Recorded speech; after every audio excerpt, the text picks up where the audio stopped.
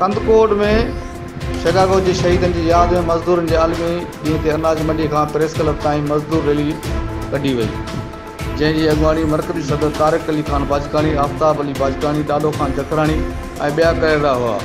उन मौक़े ते मथिन अॻुवाण ख़िताब कंदे चयो आहे त अॼु मज़दूरनि जो आलमी ॾींहुं मल्हायो पियो वञे ऐं असां शिकागो जे शहीदनि खे सुर्ख सलाम पेश कयूं था जंहिं क़ुर्बानियूं ॾिनियूं आहिनि ऐं शहीद थी विया। हुन चयो त मज़दूरनि जे ॾियारी में इज़ाफ़ो कयो वञे ऐं मज़दूरनि खे सहूलियतूं जे हवाले सां संदसि मदद कई वेंदी। हुन चयो त असांजे बाबा मरहूम मीर हैबत ख़ान बाजकानी मज़दूरनि जे हक़नि लाइ जदोजहद कई ऐं हक़ वठी ॾिना। असां बि उन जे नक़्श क़दम ते हलंदे मज़दूरनि जा मसइला हल कंदासीं। नज़ीर मीरानी, सोच टीवी, कंदकोट।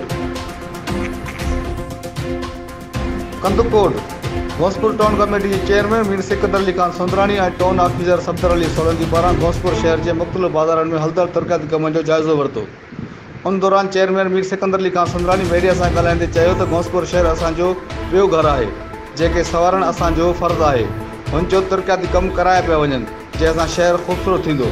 उन इनक्रोचमेंट अमले खे हिदायत कई आहे त नालियुनि जे मथां ठहियल धिका हटाया वञनि जीअं नालियुनि जो पाणी आसानी सां क्रॉस करे सघे। उन मौक़े ते टाउन ऑफिसर सफ़दर अली सोलंकी ॻाल्हाईंदे चयो आहे त चेयरमैन मीर सिकंदर अली ख़ान सुंदरानी जे तावन सां शहर सिंगारियो वेंदो ऐं टाउन अमलो ॾींहुं राति हिकु करे सफ़ाई जे निज़ाम खे बहितर बणायो आहे।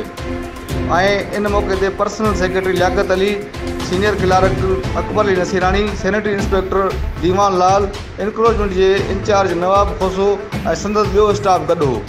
नज़ीर मीरानी, सोच टीवी, कंदकोट।